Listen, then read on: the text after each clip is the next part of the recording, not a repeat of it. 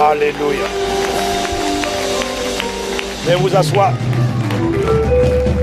Veuillez vous asseoir dans sa présence. Oh, quelqu'un me dit encore Amen. Dis avec moi Maranatha. C'est le titre de mon message. Non, en fait, ce n'est pas le titre de mon message.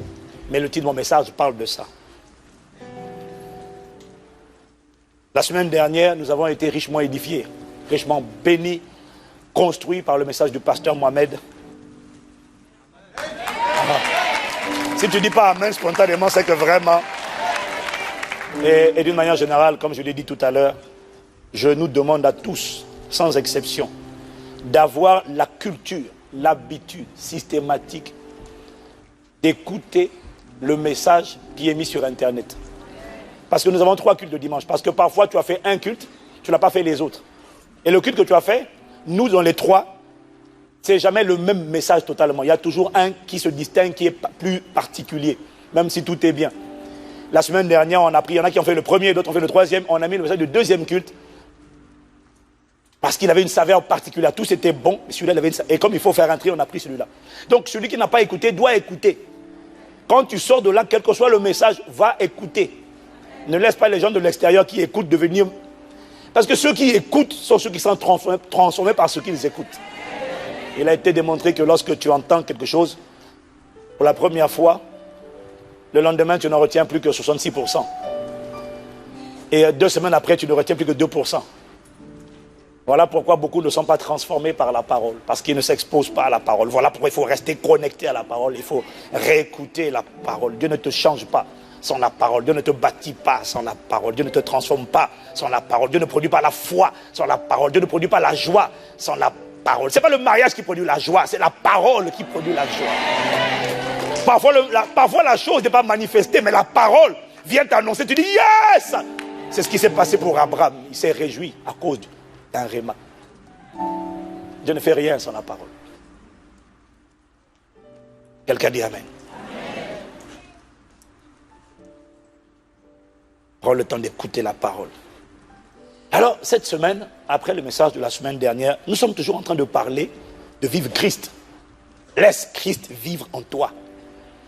Et après le superbe message de la semaine dernière, pour la première fois inédit Impact Centre Chrétien, un dimanche, j'ai déjà fait ça à l'école biblique, mais le Seigneur m'a parlé clairement et instruit de parler de son retour.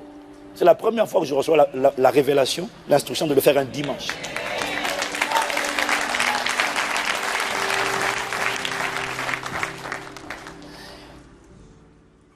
Quelqu'un dit Amen? Le pasteur Mohamed, la semaine dernière, nous a beaucoup parlé de l'épouse. Il nous a parlé de comment se passait le mariage au temps biblique, au temps de Jésus. Le mariage au temps de Jésus, ce n'était pas monsieur, madame, tu viens, vous êtes là, costume noir, robe blanche, on sort, nuit d'hôtel, c'était pas comme ça, voyage de noces, non. C'était pas comme ça. Il nous expliquait que le mariage au temps biblique, le mari choisit l'épouse, qui s'appelle fiancée, parce que les noces ne sont pas encore consommées. Mais il a déjà choisi, il l'a mise de côté, mais il la laisse, il repart chez son père, le temps de préparer son épouse à distance. Et il a dit que c'est ce que le pasteur m'a nous expliqué, que c'est ce qui s'est passé également pour la reine Esther. Avant de rencontrer le moi, il a fallu qu'elle soit mise de côté, sanctifiée, avant de rencontrer son époux, le roi.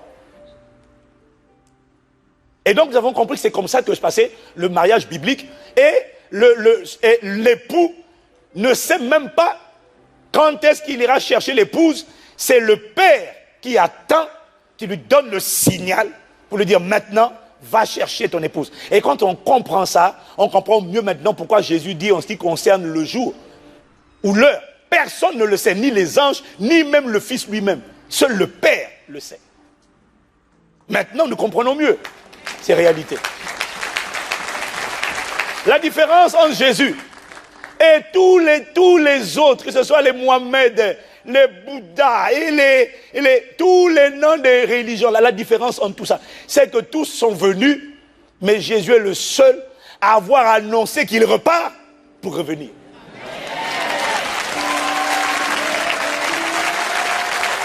Il est le seul à avoir annoncé qu'il va préparer une place et qu'il revient chercher son épouse, celle avec laquelle il va gouverner la terre au siècle des siècles. Jésus est venu et Jésus reviendra. Et le titre de mon message qu'il m'a donné, c'est Jésus revient chercher son épouse. Virgule, pas tous les chrétiens.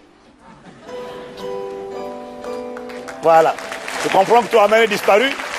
Parce que soudainement, tu es en train de te demander, est-ce moi, Seigneur? De qui parles-tu? Oui, il revient chercher son épouse, mais il ne revient pas chercher. Et le Saint-Esprit m'a parlé cette semaine. Et il a chauffé mon esprit. Il m'a dit, dis-le. Et quand le Saint-Esprit insiste autant, non seulement, tout le monde le sait, le retour de Jésus, tu ne sais pas quand est-ce qu'il va venir. Mais sois certain qu'il reviendra. Et c'est imminent. Alors quelqu'un dira, oui, mais ça fait 2000 ans. Oui, mais les signes qu'on voit aujourd'hui n'existaient pas il y a 2000 ans. Tout est en train de se préparer pour son retour. Sera-ce pendant que je suis encore sur terre ou après, pendant que mes enfants seront sur terre, je n'en sais rien. Mais une chose est certaine, il m'a dit qu'il faut préparer l'église. Dis Amen. Église, Jésus reviendra chercher son épouse, pas tous les chrétiens. C'est dans l'agenda de Dieu et cet agenda qui concerne le retour de Jésus, que le grec appelle le parousia, le retour, l'apparition ou encore l'avènement du Seigneur a été prophétisé par plusieurs prophètes dans l'Ancien Testament, a été prophétisé, annoncé par Jésus lui-même et confirmé par plusieurs apôtres eux-mêmes dans le Nouveau Testament, inspirés par le Saint-Esprit. J'essaie de te dire que le retour de Jésus, mon frère, ma soeur, est une certitude. Ce retour correspond au temps qu'on appelle dans les Écritures le rétablissement de toutes choses, le rétablissement de l'ordre divin. C'est le temps où Dieu va accomplir tout ce qu'il a dit, pas concernant ta vie en particulier, mais concernant la terre et l'humanité dans sa globalité. Ce jour est une certitude, ce jour viendra. Et ce jour, on appelle le retour du Seigneur, correspond à ce que dans l'Ancien Testament comme dans le Nouveau Testament, on a appelé l'espérance. Et avec moi l'espérance. Et avec moi l'espérance. Tu comprends pourquoi Paul prie et dit illumine les yeux de leur cœur. Ça veut dire rends-leur conscients, illumine les yeux de leur cœur afin que, donne-leur un aspect de sagesse et de révélation, afin qu'ils sachent, qu'ils soient conscients de l'espérance qui s'attache à notre appel. La différence entre nous et tous les autres bien-aimés, c'est que nous avons ce qu'on appelle l'espérance. Ça veut dire quoi? Nous ne vivons pas ce que nous vivons par hasard. La raison pour laquelle nous ne cédons pas au péché, la raison pour laquelle nous combattons contre le diable, nous ne cédons pas. La raison pour laquelle nous gardons la foi, la raison pour laquelle nous ne nous compromettons pas, c'est parce qu'il y a une espérance. Ça veut dire que la vie, mon frère, ma soeur, ne s'arrête pas sur cette terre. C'est cette espérance qui a poussé Abraham à quitter sa patrie, son pays, la maison de son père et à aller vers le lieu que Dieu allait lui montrer. C'est cette espérance qui a poussé Moïse lorsqu'on lui a dit, mais tu es le fils adoptif de Pharaon, tu as tout l'empire là, pourquoi tu vas rejoindre les Hébreux, reste égyptien? Il a dit non. Pourquoi? Il avait l'espérance. C'est cette espérance dont je parlais tout à l'heure qui a poussé Joseph à dire à la femme de Potiphar, non, je ne couche pas. Mais pourquoi? Tout le monde couche. Il dit, madame, excusez-moi, j'ai une espérance. Quand je ferme les yeux, j'ai une espérance. Il y a quelque chose qui a été imprimé dans mon esprit par le Saint-Esprit. C'est cette espérance qui a fait en sorte qu'on a dit à Ésaïe, le prophète, maudit Dieu, meurs, tais-toi, arrête de prophétiser. Ésaïe dit, ainsi parle le Seigneur. Tais-toi, on n'a plus envie d'entendre. Ainsi parle l'Éternel, ainsi parle l'Éternel. On l'a fait arrêter, on l'a mis dans un tronc d'arbre. On a pris l'arbre, on a vidé le milieu, on l'a mis à l'intérieur. On lui a dit, si tu prophétises encore, on prend la scie et on te tranche par le milieu. Ésaïe a dit, ainsi parle l'Éternel. Et on l'a tranché, il est mort, coupé en deux. Pourquoi il a accepté de mourir? Pourquoi les martyrs ont accepté? On leur dit, renie Jésus, abjure, maudit Jésus. Non, j'ai prêté allégeance à l'agneau de Dieu. Une femme enceinte, on lui dit abjure. Non. Pourquoi elle se laisse transpercer le ventre? Pourquoi? Tu penses qu'ils étaient stupides? Non. À cause de quoi? l'espérance. L'espérance avait été imprimée dans leur cœur par le Saint-Esprit. Ils savaient qu'un jour viendra où Dieu rétablira toutes choses et où Dieu vengera leur histoire. Ils savaient qu'il y avait une vie après. L'espérance. Et ma Bible dit, cette espérance est certaine. C'est pourquoi, quand tu es convaincu que cette espérance est certaine et que rien ne va, Romains 12, verset 12, te dit, réjouis-toi en espérance. Ça veut dire, comme Abraham, je vous ai dit que les patriarches, les prophètes de l'Ancien Testament ont vu, embrassé et salué de loin. Mais la Bible dit qu'ils cherchaient une cité. Ils cherchaient une cité. Ils savaient qu'ils allaient habiter dans l'éternité, dans un environnement. Ils avaient reçu cette espérance imprimée sur les tables de leur cœur par le Saint-Esprit. Ils en étaient conscients. Lorsque tu vois une personne qui couche, qui ment, qui calomnie, c'est une personne qui n'a pas eu encore Apocalypse. Il n'y a pas encore la révélation. Tu es encore voilé. Quand tu me dis, non, en fait, c'est parce que le péché là est trop fort. C'est pas le péché qui est trop fort. C'est parce que tu n'as pas l'espérance. Lorsque tu fermes les yeux, que même quand tes yeux physiques sont ouverts, tes yeux spirituels sont voilés. Tu n'es pas conscient de l'espérance qui s'attache à son appel. Parce que quand tu as cette espérance en toi, tu dis au péché, excuse-moi, jamais de la vie. Tu dis au serpent, à sonnette et à la race de vipères qui se déguisent en séductrices. Tu dis, oh, tu as de beaux yeux. Oh, pasteur. Tu dis, maman, arrière de moi, Satan. Moi, j'ai une espérance. Oh, moi, j'ai une espérance. Je ne me compromettrai pas. Lorsque la voix te dit, mais tu peux faire, c'est pas grave. Jette-toi, fais, transgresse les lois, c'est pas grave, ça va aller. Tu dis, non, j'ai une espérance. J'ai une espérance. Et cette espérance est certaine. Tu n'as pas besoin de la voir. Ils ne l'ont pas vu. Ils le savaient. Pourquoi? Le Saint-Esprit rend témoignage à ton esprit. Quand tu l'as, on sait que tu l'as. Quand tu ne l'as pas, on sait que tu ne l'as pas. Quand tu ne l'as pas, demande à Dieu. Il met les yeux de mon cœur. Quand il va ouvrir les yeux de ton cœur, je te garantis que ton comportement change, ton langage change, ta démarche change, ton attitude change, tes choix changent. Pourquoi? L'espérance. Je ne me compromets pas. Waouh! Au réveil. Mais je sais, là, aujourd'hui, là, je sais qu'il a réveillé l'espérance. Je sais que l'espérance a été réactivée à l'intérieur de toi. Quelqu'un dit Amen. Dis avec moi, Maranatha. Mon frère, ma soeur, le retour de Jésus est certain. Il est certain. Ce qui est terrible, c'est que la plupart des chrétiens ne se rendent pas compte. Parce qu'ils ne sont pas conscients. Le retour est certain. Et plusieurs textes de l'Écriture en parlent. Aujourd'hui, je vais juste citer quelques passages. Il y en a que je ne citerai pas. Je n'aurai pas le temps en 45 minutes de tout dire. Mais je vais essayer de dire ce qu'il y a à dire pour que tu comprennes le schéma global. Et avec moi, j'ai une espérance.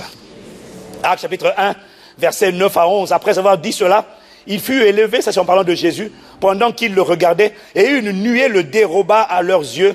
Et comme ils avaient les regards fixés vers le ciel, pendant qu'ils s'en allaient, voici 2 hommes vêtus de blanc leur apparurent et dirent, hommes galiléens, pourquoi vous arrêtez-vous à regarder au ciel? Ce Jésus qui a été enlevé au ciel du milieu de vous viendra de la même manière que vous l'avez vu allant au ciel. Il reviendra. Il l'a annoncé, les prophètes l'ont annoncé, les anges l'ont confirmé, le Saint-Esprit l'a attesté. Il reviendra.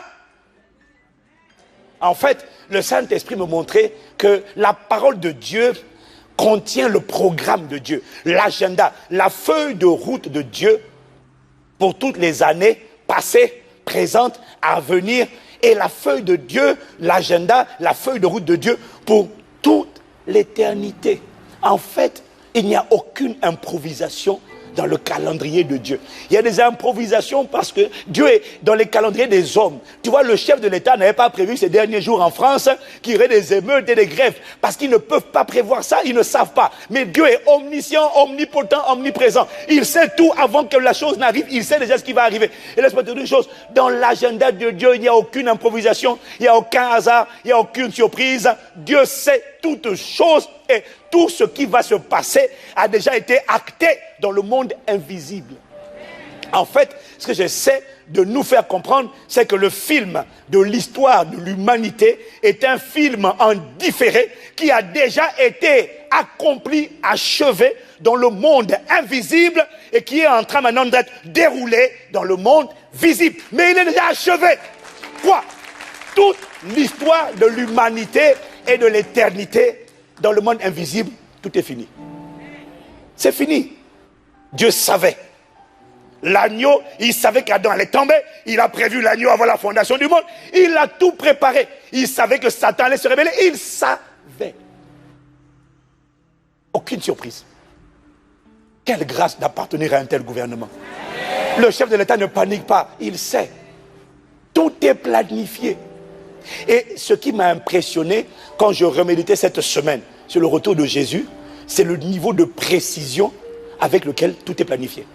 Et comment Dieu a révélé des choses plusieurs centaines, parfois des milliers d'années avant que la chose n'arrive.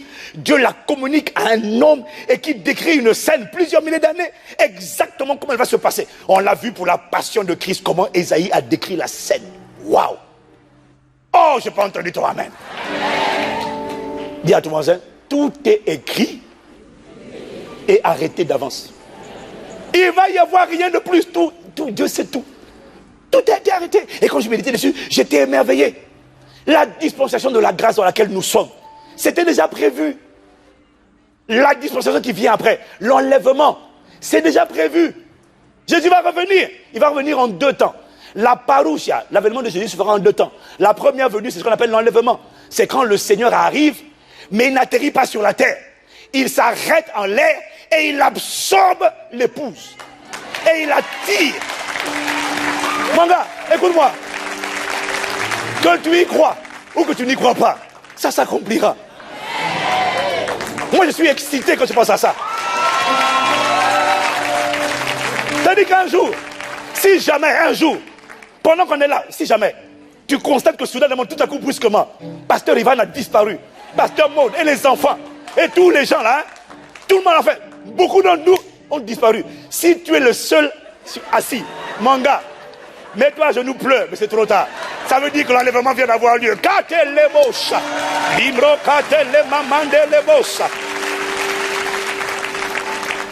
Tout a déjà été fixé. L'enlèvement se fera en 2 formes. Le retour se fera en 2 formes. En fait, tout est écrit. Tout est écrit. Dis à quelqu'un, tout est écrit. L'enlèvement est déjà prévu. Après l'enlèvement, c'est déjà prévu qu'il va y avoir pendant 7 ans ce qu'on appelle la grande tribulation. C'est dans l'Apocalypse, c'est dans toutes c'est dans la Bible. Dieu n'a pas laissé, Dieu n'a pas fait de mystère. Il a tout prévu. Tout est écrit avec une précision extraordinaire. On sait que ça va durer 7 ans, la grande tribulation. Et je te promets que tu n'as pas envie d'être sur terre pendant la grande tribulation. Si tu crois qu'il y a eu la persécution sur la terre, tu as vu des génocides, des exterminations, l'Holocauste, je te promets que la grande tribulation, tout ça, ce n'était qu'un avant-goût de la méchanceté satanique dans un corps humain. Hitler, c'était un amateur. Hitler, c'était pas un amateur, c'était une ombre, pas un amateur. C'était méchant, c'était une ombre, c'était cruel, c'était une ombre. Mais la véritable incarnation de Satan, ça sera pendant la grande tribulation. Je te garantis que tu n'as pas envie d'être là. Tu n'as pas envie d'être sur terre. Tu n'as pas envie de dire, on va voir si c'est vrai. Mon gars, si quand nous on a disparu, tu as peine, c'est-à-dire que brusquement, on n'est plus là, mon gars, bon courage. Je prie que tu sois enlevé toi aussi au nom de Jésus. Il n'y a pas d'improvisation. Dieu a tout arrêté, tout est séquencé. On sait qu'il va y avoir l'enlèvement. On va continuer ça, on va expliquer ça. On sait qu'il va y avoir après 7 ans de grande tribulation. On sait que la bête, l'antéchrist, le fils de la perdition, l'impie, l'homme de péché, on sait que de la même manière que Dieu s'est incarné dans un corps qui s'est appelé Jésus, Satan va s'incarner dans un corps qu'on appellera la bête, un homme politique, le plus puissant homme d'État au monde, sur toute la terre, et tous les chefs d'État s'inclineront devant lui. On sait, c'est écrit. C'est prévu. Ça va durer 7 ans. Pendant les 3 premières années, 3 ans et demi, il va faire... Oh Seigneur, dis seulement on sait. On sait la grande tribulation. Bon, tout à l'heure, le Seigneur permet, je donnerai les détails. Mais on sait. Ça va durer 7 ans. 3 ans et demi où il va cacher son jeu. Il va apporter une paix qui n'avait jamais existé sur la terre. Les gens diront, mais on avait appelé Jésus prince de paix. C'était un mensonge. C'est lui le prince de paix. Il va apporter la paix dans la plus grande poudrière planétaire, Israël. Il va faire en sorte que ces gens-là, il va faire en sorte qu'il y ait une paix là où il n'y a jamais eu de paix. Les gens disent, mais c'est lui qu'on attendait, c'est lui. Au bout de 3 ans et demi, la Bible dit qu'il va faire une alliance avec Israël. Israël va dire, voici le Messie qu'on attendait, c'est lui. Sauf qu'au bout de 3 ans et demi, il va rentrer, 2 Thessaloniciens, chapitre 2, versets 1 à 12, t'explique. Il va rentrer dans le lieu saint, dans le lieu très saint. Il va profaner le temple, il va se déclarer Dieu, rempli d'arrogance, Satan dans un corps humain, dictateur, orgueilleux, mais efficace et puissant. Les nations vont le suivre. On sait, c'est écrit. On sait qu'à la fin de cette tribulation de 7 ans, on sait ce qui va se passer. On sait que l'antéchrist et le faux prophète vont rassembler les nations contre Jérusalem pour attaquer Israël. On sait. Tout est écrit. Tu vas aller lire Zacharie chapitre 12, Zacharie chapitre 13, Zacharie chapitre 14. Va lire Joël 3. Tout est écrit. Est-ce que quelqu'un me suit? Mon frère, ce qui m'a impressionné, c'est la précision. Quand tu lis, il dit 2/3 de la ville seront détruits. Les femmes seront violées. Il décrit ce qui va se passer. Comment Israël sera encerclé. Comment ils seront combattus. Mais Israël et tous ceux qui vont croire en Jésus à ce moment-là seront les seuls à dire, je ne me prosterne pas devant la bête et devant son faux prophète.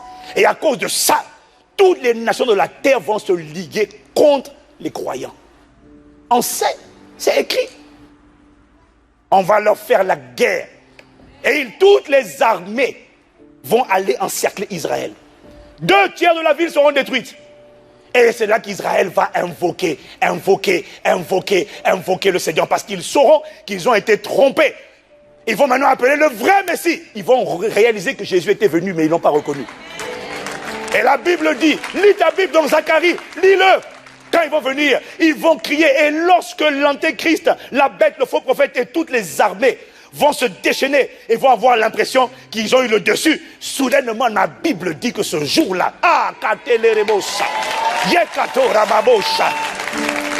la Bible dit que c'est là que Jésus reviendra. Ça ne sera plus l'enlèvement, ça sera le retour visible de Jésus avec tous les saints. Et la Bible dit dans Zacharie, je sais quel verset, va lire à la maison, Zacharie chapitre 14, il dit, tous ces saints seront avec lui. Et là, on sait qu'il va y avoir un tremblement de terre. La Bible dit que ses pieds vont se poser sur le mont des Oliviers. Et il te décrit comment toutes les armées d'idolâtres qui auront adoré la bête et prosterné devant la bête, qui auront injurié Dieu, comment Dieu va les frapper. Et il t'explique, je dis waouh, tout est écrit. Comment après, ça c'est la bataille d'Armageddon. Après la bataille d'Armageddon, Satan sera lié pendant 1000 ans. On sait qu'il va y avoir le millénium, le règne de Jésus pendant 1000 ans. Et la Bible dit pendant ce millénium là, celui qui mourra à 100 ans. Pas nous on ne sera pas concernés parce que nous deviendrons exactement comme lui. Mais tu verras que d'autres personnes... Wow. Non, quand tu comprends ça, honnêtement, quand tu médites dessus, quand je médite dessus, je sens la crainte de Dieu monter en moi. Je dis, Seigneur, ne me laisse pas blaguer. La révélation de tes paroles est claire, elle donne de l'intelligence. Quand tu lis ça, quand tu reviens dessus, tu dis, mais cette affaire-là, c'est sérieux. Tout est écrit, marqué. Il n'y a pas de hasard. Tout est prévu. Et les nations ne savent même pas. Quand tu lis Sophonie, tu lis Zacharie, et ils ne savent même pas. Dieu dit, c'est moi qui vais convaincre les nations de se rassembler, de faire la guerre. Pourquoi? Je vais rentrer en jugement avec elles. Parce que pendant toute la grande tribulation, Dieu va frapper la terre de fléau, comme il a frappé l'Égypte, comme il a frappé au temps de Sodome et Gomorrhe, comme il a frappé au temps du déluge. Dieu va juger les impudiques, les idolâtres, les adultères, les abominables, tous ceux qui l'ont blasphémé. Parce que l'idolâtrie est la plus grosse injure envers Dieu. Ça ne sera plus le temps de la miséricorde. Ça sera le Dieu de jugement. Ça sera la colère de Dieu qui va se manifester sur la terre. Je te promets que tu n'as pas intérêt à être là. Beaucoup vont croire en Jésus. Les chrétiens qui seront restés n'auront plus d'autre choix de réaliser que Jésus est vrai. Mais ça sera trop tard. Ils vont devoir traverser. Et là, quand on va les massacrer, ils seront persécutés. Et là, il n'y aura plus, on te jette dans la fosse. Et puis un ange apparaît. Non, on te jette dans la fosse. Tu acceptes de prêter allégeance, mais tu es tué. Voilà pourquoi je te garantis, tu n'as pas envie d'aller là-bas. Tu n'as pas envie. Il faut que tu sois enlevé. Il faut que nous soyons tous enlevés. Il faut que personne ne reste, que tout le monde parte. Que personne ne reste, que tout le monde parte. Tout est écrit. L'agenda est fixé. On sait que Jésus va régner pendant 1000 ans. Satan sera lié. Il sera lié. Et on sait qu'à la fin des 1000 ans, il va être délié pour un peu de temps. Et pendant ces 1000 ans, la Bible dit que le loup et l'agneau paîtront ensemble. Ésaïe 65. La férocité animale aura disparu. Le lion ne mangera plus. Il ne sera plus carnivore. Le lion mangera l'herbe. Il n'y aura plus de tort ni de dommage sur toute ma montagne sainte, dit l'Éternel. Il dit, celui qui mourra à 100 ans sera jeune. Et les jours des hommes seront comme les arbres. Pourront vivre comme Adam, 1000 ans. Et à la fin de ces 1000 ans du règne de Jésus, c'est écrit. À la fin des 1000 ans, Satan sera délié. Il y a tellement à dire dessus. Waouh! Satan sera délié pour un peu de temps. Il va fomenter une nouvelle révolte. Il va rassembler une armée comme le sable de la terre. Et la Bible dit qu'un feu va descendre du ciel pour les dévorer. Et on sait qu'à la fin, quand Satan aura été lié, le jugement dernier, la deuxième résurrection, ceux qui n'ont pas cru, qui vont ressusciter, mais pour être jugés, condamnés au lac, à l'étang de feu et de soufre qui a été prévu pour le diable, la bête, le dragon, le faux prophète. C'est là-bas qu'ils iront. Et tous ceux qui ont rejeté Dieu, qui n'ont pas cru, eux aussi vont y aller. Au siècle des siècles. Et alors, l'histoire finit par un nouveau ciel, une nouvelle terre. Et il dit qu'il voit le temple, le tabernacle de Dieu qui descendra sur terre auprès des hommes. Et Dieu habitera. Tout est écrit. Tout est écrit. Jésus vient pour chercher son église. Et le pasteur Mohamed a dit, son épouse, le pasteur Mohamed a dit que la dimension de l'épouse, c'est la dimension de ceux qui ne se contentent pas d'être nés de nouveau. C'est l'épouse, ce sont ceux qui laissent le Saint-Esprit les transformer afin de devenir semblables à Christ. Parce que si tu n'es pas semblable à Christ, tu es semblable à Adam. Adam est mort.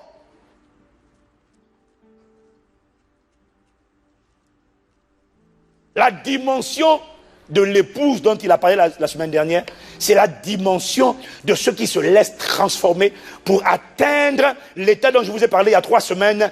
Téléou, c'est ce qu'on voit dans Éphésiens chapitre 6, verset 13. Ainsi, verset 13, Éphésiens 6, 13, ainsi nous parviendrons tous à l'unité de la foi et de la connaissance du Fils de Dieu, à l'état d'adulte.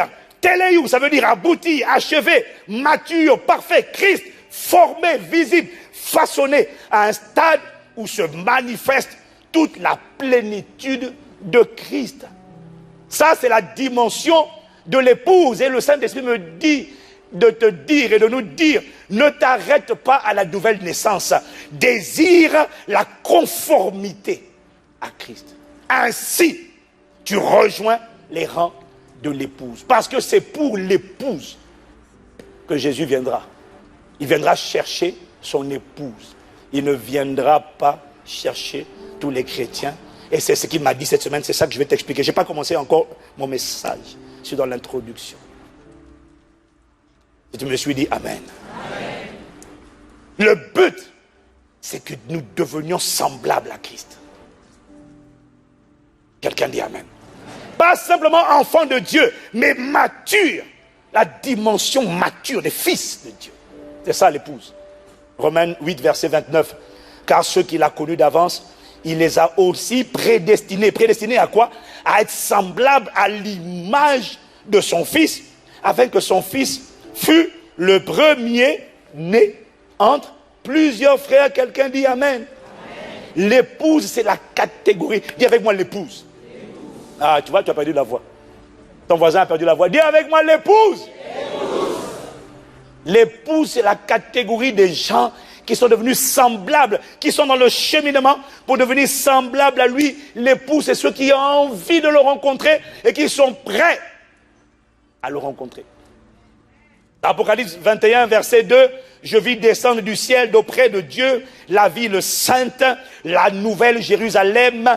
Tu vois, donc verset 9, il t'explique que l'épouse, il décrit la nouvelle Jérusalem comme étant l'épouse. Mais ici, il te dit, je vis descendre du ciel d'auprès de Dieu la ville sainte, la nouvelle Jérusalem préparée comme une mariée qui s'est faite belle pour son époux. Tu vois, l'épouse, c'est celle qui s'est préparée, elle sait qu'elle est mariée, mais elle s'est faite belle. Il n'y a pas l'impudicité, les souillures, la chair avec ses œuvres, ses passions, ses désirs. Non, elle s'est faite belle. C'est ça, l'épouse que Jésus reviendra chercher. Il ne vient pas chercher une église vaincue, il ne vient pas chercher une église oppressée, harcelée, qui cohabite avec des démons idolâtres. Non, il vient chercher une église qui s'est préparée, qui s'est faite belle. Je comprends ton silence. Il vient chercher une église glorieuse, triomphante, resplendissante, sans tache, ni ride, irréprochable. Il ne vient pas, celle qui va partir avec lui. C'est cette épouse-là. C'est cette église-là. Glorieuse. Sainte, pas souillée. Waouh. Tu ne me crois pas? Ok. Éphésiens 5, versets 26 à 27. Marie, aimez vos femmes comme Christ a aimé l'église. Il dit quoi? Afin de la conduire ou de la sanctifier, de la conduire à la sainteté, après l'avoir purifiée et lavée par l'eau de la parole. Pourquoi? Pour faire paraître devant lui cette église glorieuse. Il va faire paraître qui devant lui? Qui? Regarde, cette église glorieuse. On est où? Glorieuse, sans tache, ni ride, ni rien de semblable, mais sainte et sans reproche, ou encore irréprochable. Il m'a dit, c'est cette église-là qu'il est en train de construire, et c'est celle-là qu'il va mener avec lui. Mais pasteur Ivan et les autres, ils resteront. Ils n'iront pas en enfer, c'est pas ce que j'ai dit. Mais ils resteront sur la terre et ils rateront l'enlèvement.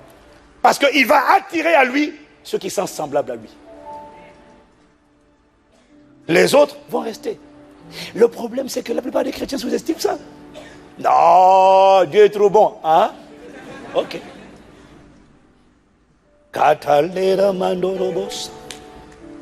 C'est cette église-là que le Saint-Esprit est en train de préparer. Et c'est cette église-là qui sera enlevée. Si tu me suis dit Amen. 1 Thessaloniciens 4, versets 15 à 17. Voici en effet ce que nous vous déclarons d'après la parole du Seigneur. Nous les vivants, 1 Thessaloniciens 4, 15 à 17. C'est que nous les vivants, restés pour l'avènement, la parousia, la venue du Seigneur, il dit, nous ne dévancerons pas ceux qui sont morts. Car le Seigneur lui-même a un signal donné à la voix d'un archange et au son de la trompette de Dieu descendra du ciel. Maintenant il te décrit ce qui va se passer. Il dit la priorité d'abord, ça sera les morts en Christ. Ceux qui sont morts dans la foi, eux d'abord vont ressusciter. Dis Amen. Amen. Ensuite, nous les vivants qui seront restés, nous serons tous... Non, attends. Ensuite, nous les vivants qui seront restés, nous serons tous ensemble enlevés avec eux sur des nuées à la rencontre du Seigneur dans les airs. C'est ça? C'est ça, non? Dis Amen. Amen. Il est en train de décrire l'enlèvement. Nous qui serons restés, les morts en Christ vont ressusciter. Ensuite, la deuxième vague va suivre. Ce sont ceux qui sont vivants. Paul continue. Il explique encore aux Corinthiens, dans 1 Corinthiens 15, versets 51 à 52. Voici, je vous dis un secret ou encore un mystère. Nous ne mourrons pas tous. Tout le monde, ça dépend quand il revient. Peut-être qu'on n'aura pas besoin de te pleurer à des funérailles. Ça dépend quand il revient. Mais il faut être prêt pour son retour. Quelqu'un me dit Amen. Amen. Dis à toi, sois prêt. Nous ne mourrons pas tous, Mais tous nous serons transformés ou nous serons changés en un instant, en un clin d'œil, au son de la dernière trompette. La trompette sonnera, alors les morts ressusciteront incorruptibles et nous serons transformés, nous serons changés. Eh Seigneur, mais c'est écrit mon frère, ma soeur. T'as dit que tu es là, sur le pupitre, en train de parler, Jésus vient, en un clin d'œil. Si tu entends une trompette qui sonne alors que personne ne joue la trompette, mon gars, en un clin d'œil, tu n'as même pas le temps de réfléchir, pouf, passe. Non, en tout cas, nous, c'est là pour toi, mais nous, on est partis. Je prends mes enfants, je prends tous mes... Hein, on y va. Et la Bible dit, nous allons à la rencontre du Seigneur dans les airs. Et là, nous allons entrer dans ce qu'on appelle les noces de l'agneau.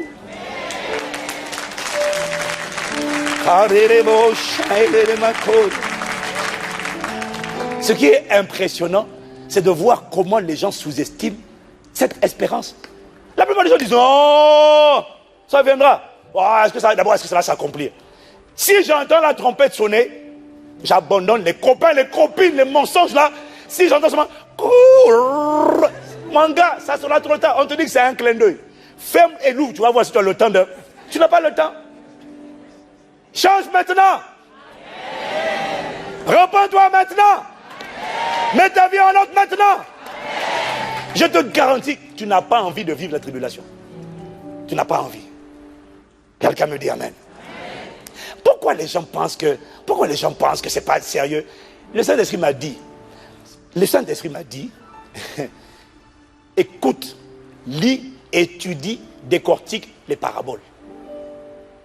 Parce que la raison pour laquelle beaucoup de gens pensent que Dieu est tellement bon qu'on peut faire n'importe quoi. Et une voix te dit, ça va aller. Vis dans le désordre, couche, mort, il n'y a pas de problème. Dis Seigneur, je suis trop faible. La jalousie, là, les calomnies, là, c'est ma faiblesse. Mais pourquoi? Parce qu'en fait, en étudiant ce thème-là,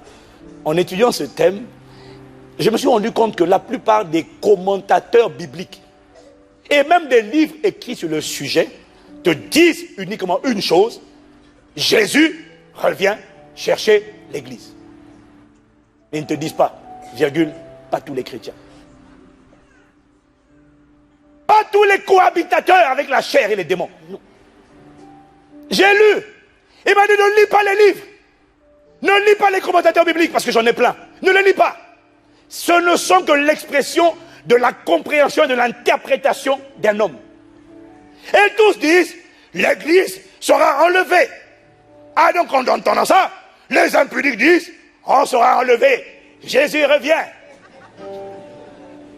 Les menteurs, les voleurs, les picsous, tout le monde, les injustes, les idolâtres disent, l'église sera enlevée, on va y arriver. Il m'a dit ne lis pas ça, lis les paraboles. Je dis pourquoi? Il m'a dit lis Matthieu 13. Je vais t'expliquer pourquoi. Parce que quand tu lis les paraboles, Matthieu 13, versets 33 à 35, la Bible dit, Jésus dit à la foule toutes ces choses en paraboles, et il ne lui parlait point sans parabole, afin que s'accomplisse ce qui avait été annoncé par le prophète. J'ouvrirai ma bouche en parabole, je publierai des choses cachées depuis la fondation du monde. Si tu veux savoir quelles sont les choses cachées, les vérités, les agendas dans le plan de Dieu, la pensée de Dieu depuis la fondation du monde, il m'a dit, ne lis pas les livres sur l'eschatologie ou le retour de Jésus, lis les paraboles, parce que les paraboles, scrute les paraboles, parce que chaque parabole contient un message profond que tu ne dois pas prendre à la légère et ne pas sous-estimer.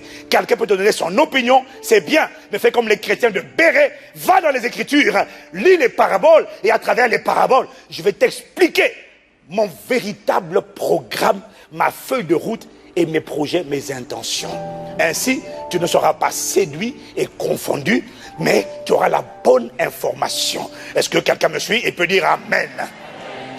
Et c'est notamment, donc il m'a dit ça d'abord, il m'a préparé, il a fait ça cette semaine, il m'a préparé en me disant lis les paraboles. Maintenant, à travers cette parabole que tu as entendu parler, que tu as lu peut-être trop vite, des 10 vierges, je vais maintenant te démontrer à travers la parabole des 10 vierges que quand tu scrutes bien cette parabole, tu vas comprendre ce que je veux enseigner. Est-ce que quelqu'un me suit peut dire Amen? Matthieu 25, la parabole des 10 vierges. Matthieu 25, versets 1 à 13. Alors le royaume des cieux sera semblable à 10 vierges qui, ayant pris leur lampe, allèrent à la rencontre de l'époux. Dis avec moi 10 vierges. Oh là là, je ne t'entends pas. Dis avec moi 10 vierges. Au premier culte, ils étaient plus enthousiastes que toi. Dis avec moi 10 vierges. Alors le royaume des cieux sera semblable à 10 vierges qui, ayant pris leur lampe, allèrent à la rencontre de l'époux. Ce sont les vierges, elles vont à la rencontre de leur époux. Dis amen. 5 d'entre elles étaient folles, ça veut dire insensées. Et 5 étaient sages. Les folles, en prenant des lampes, ne prirent point d'huile avec elles. Mais les sages prirent avec leurs lampes de l'huile dans des vases.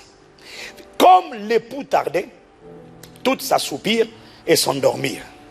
Au milieu de la nuit, on cria, « Voici l'époux !» Allez à sa rencontre. Alors, toutes ces vierges se réveillèrent et préparèrent leurs lampes. Les folles dirent aux sages, « Donnez-nous de votre huile, car nos lampes s'éteignent. » Les sages répondirent, « Non, il n'y en aura pas assez pour nous et pour vous. Allez plutôt chez ceux qui en vendent et achetez-en pour vous. » Ça, ce n'est pas une marque d'égoïsme, c'est juste un constat d'une réalité. L'huile ici, tout le monde sait, ça représente le Saint-Esprit, la communion avec le Saint-Esprit, le cheminement avec le Saint-Esprit, la soumission avec le Saint-Esprit, la coopération avec le Saint-Esprit. Et la vérité, c'est que la communion avec le Saint-Esprit ne peut pas être transférée. La communion avec le Saint-Esprit est personnelle. Voilà pourquoi je ne peux pas te donner mon intimité avec Dieu. Je peux prier que tu aies de l'intimité avec Dieu, mais je ne peux pas te donner ma relation avec Dieu. C'est à toi de prendre ton huile, c'est à toi de créer ta relation, c'est à toi de développer ta soumission, c'est à toi de développer ton obéissance. Ça ne se communique pas.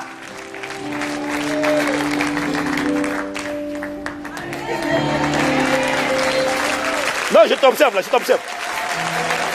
J'attends que tu acclames, j'attends. C'est pas moi que tu acclames la parole qui te libère. Il y a des gens, quand je vois le regard, je dis, Seigneur, si vraiment tu enlèves cette personne, gloire à ton nom. Hein. Parce qu'il y en a, tu vois l'attitude, mais est-ce qu'il a envie d'être élevé? Il a envie de rester ici ou quoi? Nous, on n'a pas envie de rester là. Voilà pourquoi on est fervent, voilà pourquoi on est reconnaissant, voilà pourquoi on n'a que la parole qui vient nous expliquer les choses cachées. Quelqu'un me dit amen. Oh, Totoromas, cultive ta communion, mets de l'huile.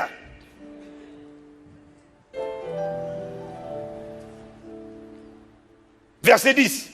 Pendant qu'elles allaient en acheter, tu vois, ils attendent que Jésus vienne dire, « Hey, Saint-Esprit, tu es où ?» Saint-Esprit, je t'adore, je te donne. Avant que Jésus ne vienne, quand tu l'invoques comme ça, là, il vient te revêtir. C'est ce qu'on appelle l'onction. Quand l'enlèvement aura eu lieu, le Saint-Esprit va partir avec l'épouse. Tu pries, il n'y a plus rien. Tu chantes à sec. Saint-Esprit, viens, je suis prêt maintenant. J'ai abandonné le gars là, c'est lui qui m'a embrouillé. C'est elle, c'est la sœur là. C'est elle, Seigneur. Maintenant je suis prêt. Je suis prêt à partir. Mon gars, tu vas prendre les postures, je suis prêt. Hop, hop, hop. Tu vas faire triple salto, double salto, triple saut. Mon gars, tu vas rester sur la terre. Tu vas traverser la grande tribulation. Je prie que ça ne t'arrive pas au nom de Jésus. Acclame, acclame, acclame, acclame, acclame. Acclame la parole qui vient te sauver. Nous sauver de la folie. Pendant qu'elles allaient en acheter, l'époux arriva. Verset 10. Celles qui étaient prêtes entrèrent, c'est ça? Oui. Celles qui étaient prêtes entrèrent avec lui dans la salle des noces et la porte fut fermée. Plus tard, les autres vierges vinrent et dirent, « Seigneur, Seigneur, ouvre-nous, s'il te plaît. » Et il répondit, je vous le dis en vérité, je ne vous connais pas. Veillez donc, puisque vous ne savez ni l'heure, ni le jour. Le Saint-Esprit m'a dit les paraboles. J'ai tout dit dans les paraboles. Ne lis pas les commentateurs bibliques. Lis ma parole. J'ai tout mis à l'intérieur. Il dit, le royaume des cieux est semblable à 10 vierges qui allèrent à la rencontre de l'époux. Dis avec moi les vierges. Mais c'est qui ici les vierges? Il dit, ce sont ceux que l'époux a choisis.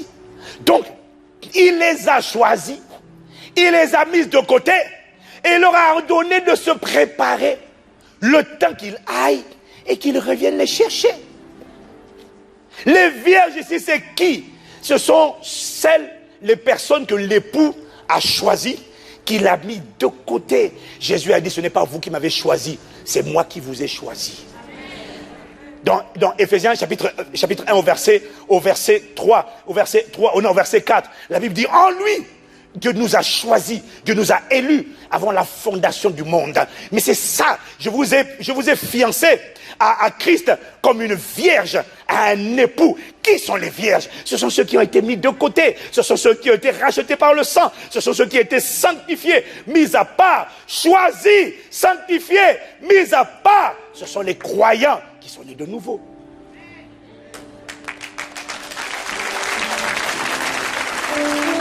Mais maintenant, ce qui me choque, c'est que malgré le fait qu'il les a choisis, le fait qu'il les a mis de côté, ce n'est pas suffisant. Parce que lorsqu'il vient, il vient par surprise et les personnes qu'il prend, qu'il amène, les autres ne vont pas en enfer. C'est juste que les autres restent sur la terre. Mais il ne prend pas tout le monde. Il prend qui? Ceux qui se sont parés, ceux qui se sont préparés, ceux qui se sont fait belles, ceux qui ont mis de l'ordre. Il prend l'épouse. Il prend celle qui est semblable. Il ne prend pas tous ceux qui sont nés de nouveau. Le Saint-Esprit m'a dit cette semaine-là, il m'a dit, je t'en supplie, parle à mon peuple. Parle à mon peuple. Arrêtez de plaisanter, regardez, j'ai tout écrit, tout est prévu dans mon agenda. Les gens vous disent, oui, mais ça fait longtemps qu'on dit. Mais la Bible dit, c'est parce que Pierre explique, c'est parce que Dieu est patient que je n'ai pas encore venu. C'est parce que Dieu est patient. Mais ne t'inquiète pas, c'est parce que, Dieu est patient, mais deux, les choses doivent se mettre en place. La Bible dit, lorsque les temps furent accomplis, Jésus est venu. Il fallait que les choses soient en place. Tout est en place aujourd'hui pour la venue de Jésus. Les cartes à puce, les trucs d'identification à travers le front, la peau, on te met une puce. Les choses sont en train de se mettre en place. Mon ami, c'est parce que tu ne lis pas l'actualité. Tu regardes le journal, mais tu ne lis pas la lecture des Écritures. L'actualité. On sait tous que l'Union européenne, mais tout est écrit. L'Union européenne ne restera pas. Ils étaient 28, 27. On sait que beaucoup d'États vont sortir. On sait, parce qu'il faut se retrouver. Ils vont se retrouver à 10. On le sait. C'est écrit. Ils vont évacuer les plus faibles. On le sait.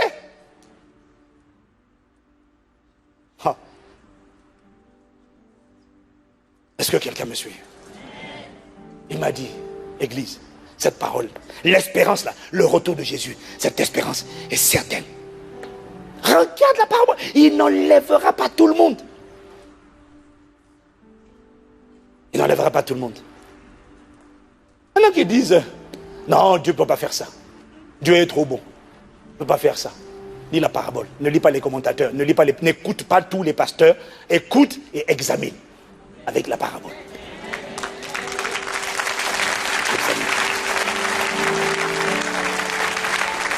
Parce qu'au final, si toutes les vierges vont partir avec lui, à quoi ça sert de se parer, de se préparer, de se sanctifier, de renoncer au péché, de dire non, de crucifier la chair, discipliner son âme, de ne pas cohabiter avec les démons? À quoi ça sert si nous tous on va partir?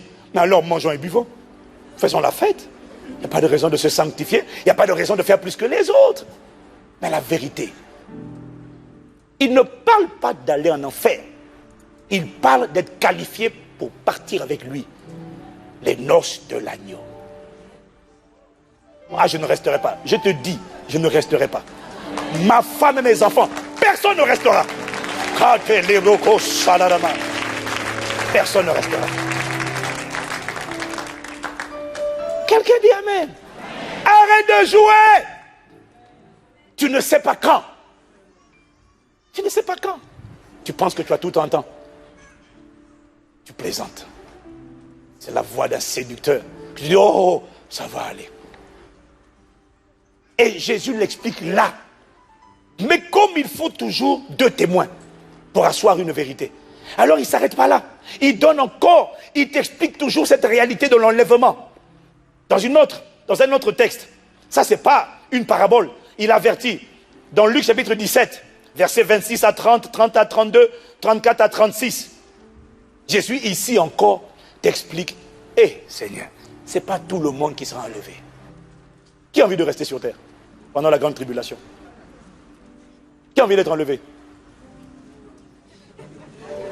Il y a un voisin qui dit, ouais, bof. J'y crois pas trop. J'y crois pas trop. Au plus profond de moi, j'ai envie de pleurer pour toi. Dieu est patient. Dieu est patient. Luc 17, verset 26.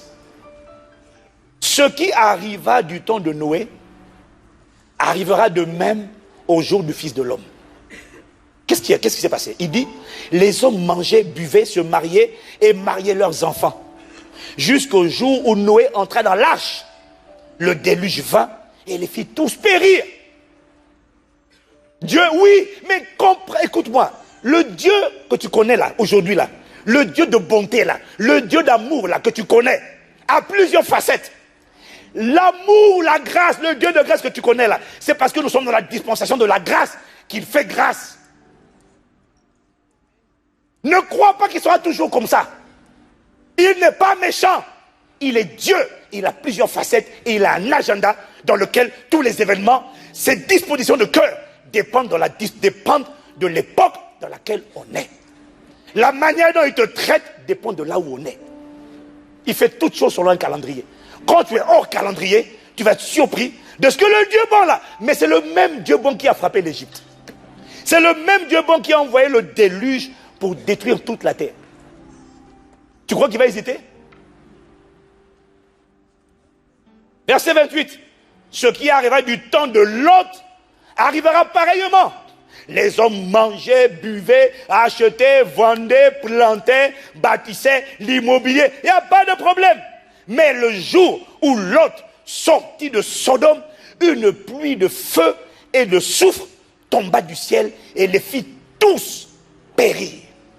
Et il en sera de même le jour où le Fils de l'homme paraîtra. Qu'est-ce qu'il est en train de dire? Il est en train de dire qu'avant d'envoyer le déluge, il a pris soin de faire sortir Noé et sa famille avant d'envoyer sa colère. Avant d'envoyer la pluie de soufre et de feu sur Sodome et Gomorrhe, il a fait sortir Lot et les siens et la pluie de soufre est venue. Et il est en train de dire, il en sera de même. Ça veut dire quoi? Avant le jour de la manifestation de ce que la Bible appelle la colère de Dieu, il va faire sortir l'église, la mettre à l'abri. Mais quand l'église sera sortie, ça ne sera plus le Dieu que toi et moi on connaît. Ça sera un autre Dieu. C'est la même personne, ça sera un autre visage. Parce que il va rendre à chacun selon ses œuvres. Et quand tu commences à lire Apocalypse 6, 7, 8, 9, tu vas voir comment la terre sera frappée de fléaux, de calamités, de catastrophes, et comment les hommes continueront, ne cesseront pas d'injurier Dieu, de blasphémer, de calomnier, de blasphémer. Ils vont se moquer de lui, ils vont l'injurier. Ils savent que Dieu va déverser sa colère. Je prie que tu ne sois pas là. Que je ne sois pas là, que tu ne sois pas là au nom de Jésus. 1 Thessaloniciens 5, verset 9, car Dieu ne nous a pas destinés à la colère, mais à l'acquisition du salut par notre Seigneur Jésus-Christ. Quelqu'un me dit Amen. Nous sommes toujours sur Luc 17. Il dit, il en sera de même au jour du Fils de l'homme. Maintenant au verset 31, regarde ce qu'il dit au verset 31. Jésus dit, en ce jour-là, que celui qui sera sur le toit et qui aura ses effets dans la maison ne descende pas pour les prendre. Et que celui qui sera dans les champs ne retourne pas non plus en arrière. Et il dit, souvenez-vous de la femme de Lot. Que celui qui avait des affaires ne retourne pas en arrière. Souvenez-vous de ce qui est arrivé à la femme de Lot. Qu'est-ce qu'il est en train de dire? Il est en train de dire, il est en train de donner un avertissement aux personnes qui veulent avancer, mais en regardant en arrière. En regardant en arrière. C'est pas fini. Et verset 34, je vous le dis en cette nuit-là, de deux personnes qui seront dans un même lit, monsieur, madame. L'une sera prise, l'autre laissée. Oh! Tu es avec ta femme. Je ne peux pas prophétiser lequel de vous deux.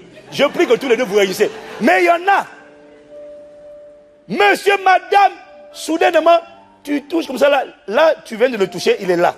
La seconde d'après, en un clin d'œil, tu touches, il a disparu. Waouh! Il dit, l'un sera pris, l'autre laissé. Il n'a pas dit tous les deux seront pris. Dis Amen. De deux femmes qui moudront ensemble, l'une sera prise, l'autre laissée.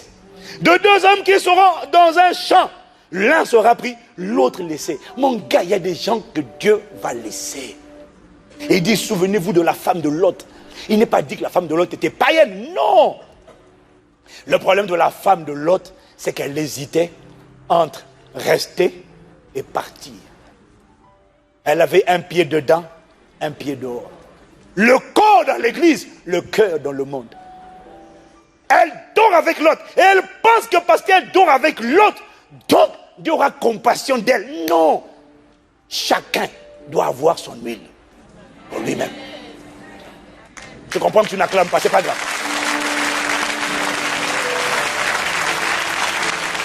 Dis à ton voisin, aie ta propre huile. Alors, tu peux m'expliquer pourquoi est-ce que moi je crie et toi tu ne cries pas? J'ai dit, dis à ton voisin, aie ta propre huile. Il n'a pas entendu, dis encore à l'autre.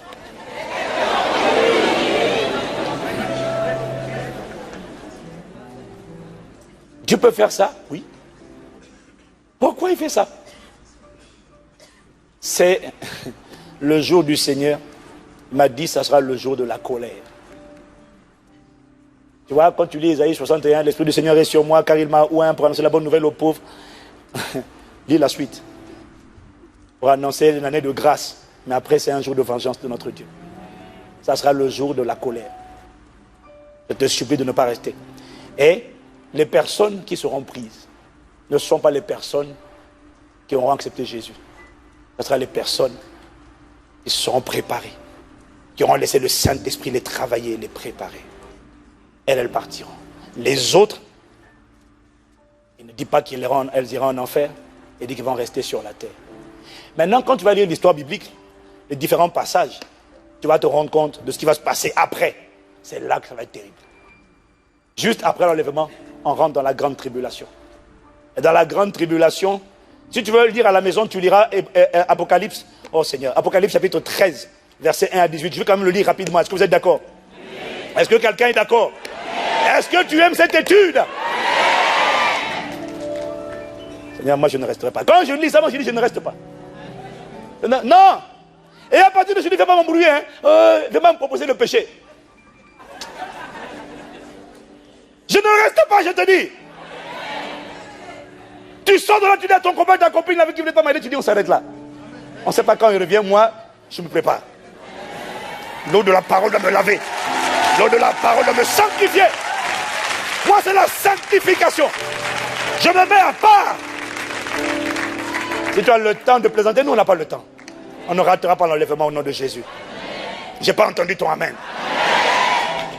Qu'est-ce qui va se passer après la grande tribulation? Apocalypse chapitre 13, verset 1 à 18, rapidement. Puis je vais monter de la mer. C'est là où je te disais tout à l'heure, il y aura un chef d'État. Enfin, on va lire. Et puis on va clôturer. Puis je vais monter de la mer une bête qui avait 10 cornes et 7 têtes. Et sur ses cornes 10 diadèmes et sur ses têtes des noms de blasphème. La bête que je vis était semblable à un léopard. Ses pattes étaient comme celle d'un ours et sa gueule comme la gueule d'un lion. Le dragon lui donna sa puissance, son trône et un grand pouvoir. Le dragon ici c'est Satan. Satan incarné dans un corps humain. Et je vis l'une de ses têtes comme frappée à mort, mais sa blessure mortelle fut guérie.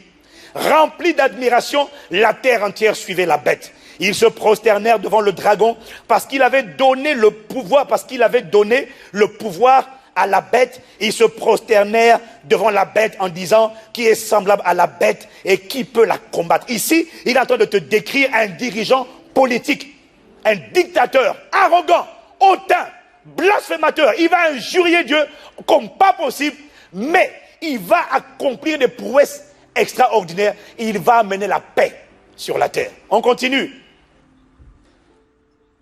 Il lui fut donné une gueule qui proférait des paroles arrogantes et des blasphèmes.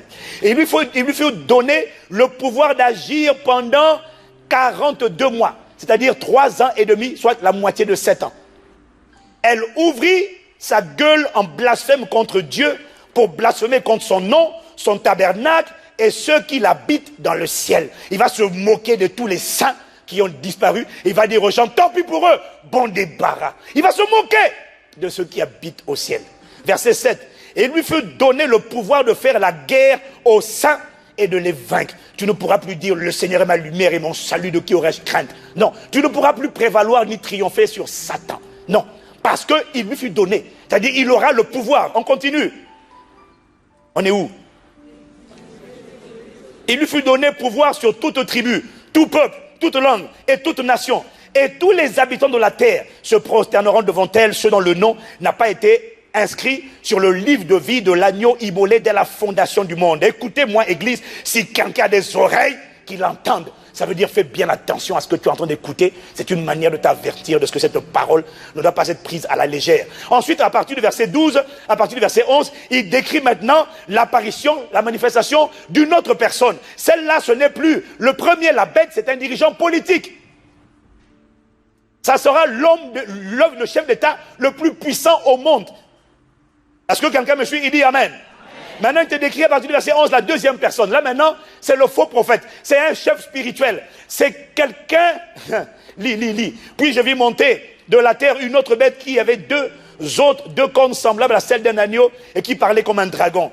Elle exerçait toute l'autorité de la première bête en sa présence et elle faisait que la terre et ses habitants adoraient la première bête dont la blessure mortelle avait été guérie. Elle opérait de grands prodiges. Ici, il est en train de te parler d'un chef religieux.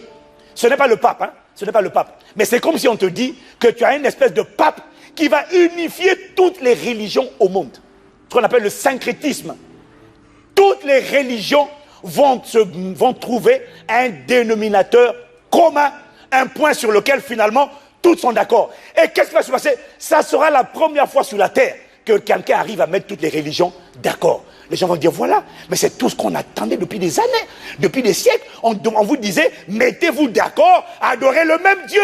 Et qu'est-ce qu'il va pousser à adorer? Il va pousser, le faux prophète là, va pousser l'humanité à adorer Satan, le dragon. Et à se prosterner devant Satan incarné. Suis. On est où là? On est où? Alléluia. Hein? Verset 13. Et elle opérait de grands prodiges, même jusqu'à faire descendre du feu du ciel sur la terre à la vue des hommes. Voilà pourquoi la bête, la deuxième bête, le faux prophète, sera puissant. Quelqu'un qui est capable d'invoquer le feu descend. Mais toi aussi, tous les imams, les bouddhistes, les machins, tout le monde dit, hé gars, on te suit. Si tu me suis dit, je te suis. On est où?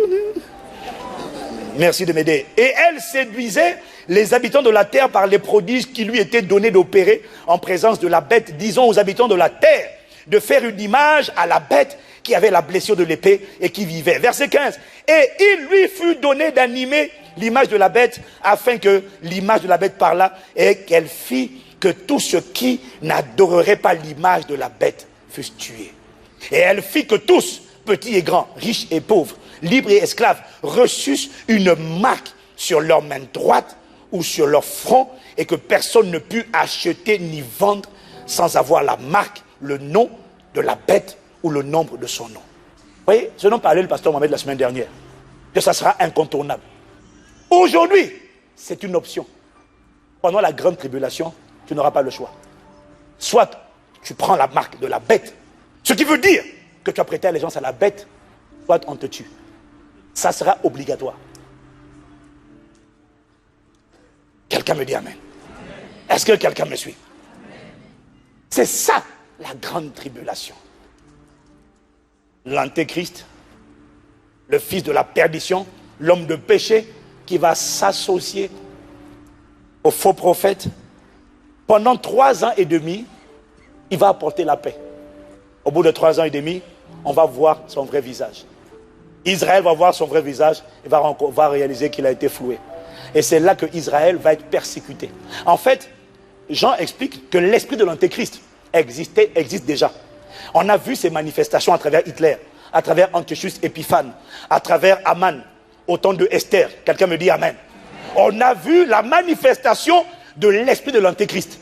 Mais le véritable antéchrist, ça va être pendant la grande tribulation. Et tous ceux qui refuseront d'adorer la bête seront tués. Et je vous l'ai dit tout à l'heure, ils feront partie des martyrs. Dans Apocalypse 7, verset 14, des martyrs qui vont entrer dans l'éternité, mais parce qu'ils auront accepté d'être assassinés et d'être exterminés. Ça sera pire qu'un génocide. Ça sera une extermination de tous ceux qui confessent Jésus. Et Israël va résister, mais Israël sera également massacré jusqu'à ce qu'ils invoquent le Seigneur vers la fin et que Jésus revienne se posant sur le mont des Oliviers. Et le niveau de persécution sera tel que Jésus a dit, s'il n'était pas écourté, il y a même beaucoup de croyants qui allaient perdre la foi. Mais il dit, mais à cause des élus, ce temps sera un temps de souffrance qui n'a jamais été vu dans l'histoire de toute l'humanité. Est-ce que quelqu'un me suit? Alors, je pose une question pour finir. Pourquoi tu as intérêt, nous avons intérêt à désirer vivre Christ, être semblable à lui? Il m'a dit, c'est parce que ceux qui seront semblables à lui sont certains de faire partie de l'épouse et donc d'être enlevés. Ne reste pas où tu es. Quel que soit l'état où tu es, ne reste pas où tu es. Alors le Saint-Esprit, je finis, il m'a dit ceci. Il m'a dit, tu vois, beaucoup de gens disent Jésus revient. Ce n'est pas tout de savoir que Jésus revient. Parce qu'en réalité, la vérité plutôt, c'est que même les 5 vierges folles savaient que Jésus revenait. Ce n'est pas tout donc de chanter que Jésus revient. Non. La question, c'est est-ce que tu as de l'huile? Parce que la preuve que les vierges sages étaient prêtes, ce n'est pas parce qu'elles allaient à l'église. Ce n'est pas parce que tu vas à l'église que tu es prête. Ce n'est pas parce que tu pries que tu es prête. C'est parce que tu t'abandonnes au Saint-Esprit et que tu maintiens l'huile dans ta vie. Et tu le laisses te façonner. Tu le laisses te transformer. Tu le laisses te transformer. Alors la question c'est, es-tu prêt? Es-tu prête? Je t'en supplie. En relisant ces textes, en méditant dessus, je m'étais à genoux, j'ai dit Seigneur, accorde-nous la grâce d'être conscient de l'espérance qui s'attache à ton appel. Accorde-nous la grâce de ne pas sous-estimer, quel que soit l'enseignement que tu as écouté. Mon frère, Jésus ne revient pas chercher son église. Jésus revient chercher son épouse. Pas tous les chrétiens. Incline la tête avec moi.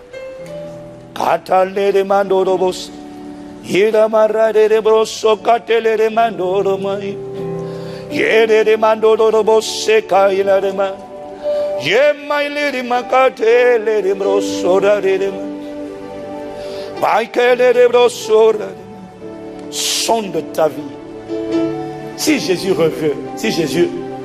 revient aujourd'hui, est-ce que tu es sûr, certain, certaine d'être préparé?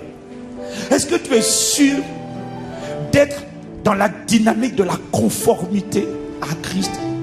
Ou est-ce que quand tu observes ta vie, soit tu ne connais pas encore Jésus, soit tu sais que ce n'est pas ça du tout. Il me supplie, il te supplie à travers ma bouche. Examine les paraboles, les secrets cachés avant la fondation du monde s'y trouvent. Il n'emmènera pas tout le monde. Il n'attirera que ceux qui seront trouvés semblables à lui. Alors seras-tu prêt, mon frère? Seras-tu prêt, seras-tu prête, ma soeur? Humilie-toi, implore et invoque. Quel que soit le service que tu fais dans l'église, il y en a qui servent, il y en a qui prêchent, il y en a qui ont l'onction, mais la clé, ça ne sera pas l'onction.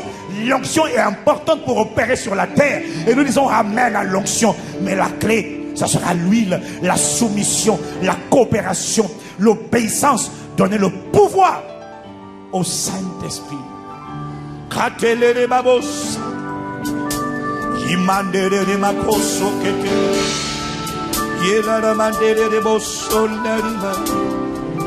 Ah, je ne sais pas où tu en es aujourd'hui. Mais je te fais cet appel, mon frère, ma soeur, quelle que soit la salle dans laquelle tu te trouves, quel que soit l'endroit où tu te trouves actuellement, examine ta vie. Si tu n'es pas encore venu à Jésus, je te supplie, par les compassions de Christ, de donner ta vie à Jésus maintenant. Jésus n'est pas venu emmener une religion. La Bible parle de sa feuille de route. Il y a un agenda qui a été fixé.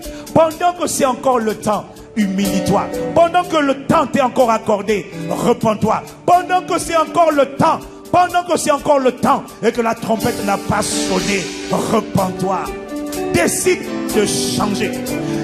Arrête de dire que le péché est trop fort. Parce que ma Bible dit, là où le péché avait abondé, la grâce peut surabonder.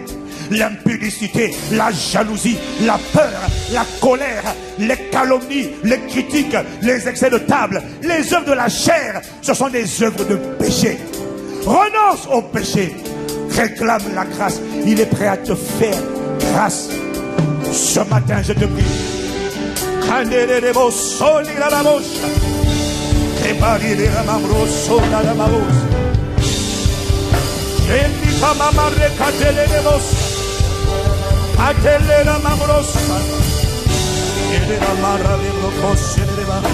Y a-t-il une personne qui aujourd'hui, à cet instant précis, est sur internet et ici, a envie de dire je vais revenir à Jésus?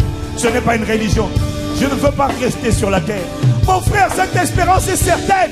Elle n'échouera pas. Il y a tellement de choses que Dieu a déjà dites dans les Écritures et qui se sont accomplies.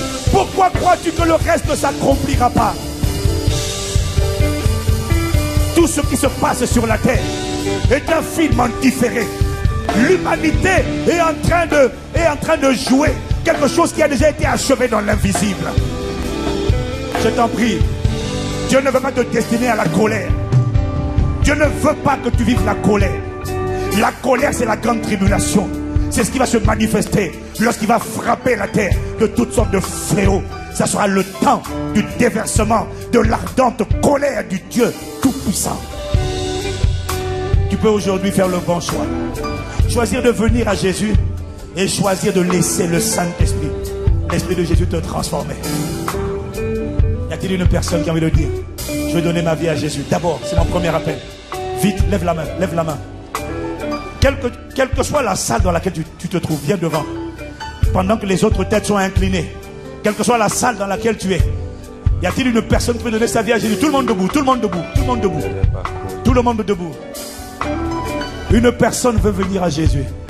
Tu n'as pas envie d'entrer dans la grande tribulation. Sur internet, il te suffit également de cliquer sur le bouton pour dire oui à Jésus. Venez vite, je vais prier pour vous. Venez vite, tu ne peux pas sortir d'ici comme tu es venu. Il faut que tu donnes ta vie à Jésus. Venez vite.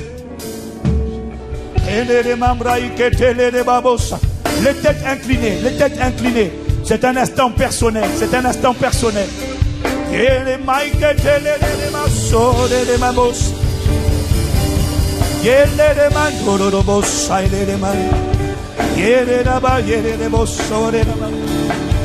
Viens à Jésus.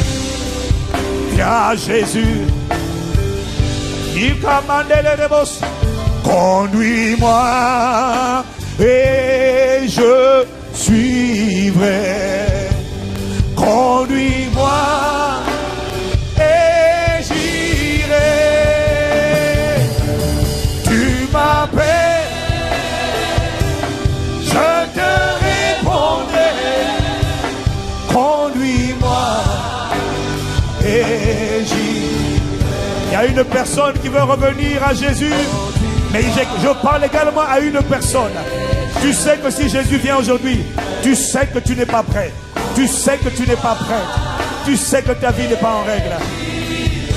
Je t'en supplie. La grâce de Dieu est sur le point d'être déversée pour te libérer de ce péché qui te contrôlait. C'est à toi que je parle. Viens devant. Toi aussi, viens ici. Conduis-moi. Lorsque tu examines ton cœur, Tu sais que tu n'es pas prêt. Tu sais que tu n'es pas prêt. Tu sais que tu n'as pas atteint la dimension de l'épouse. Tu sais que tu luttes encore. Il veut te faire grâce pour tes luttes. Il veut faire surabonder la grâce là où il y avait des luttes. Là où il y avait des combats dans ta vie.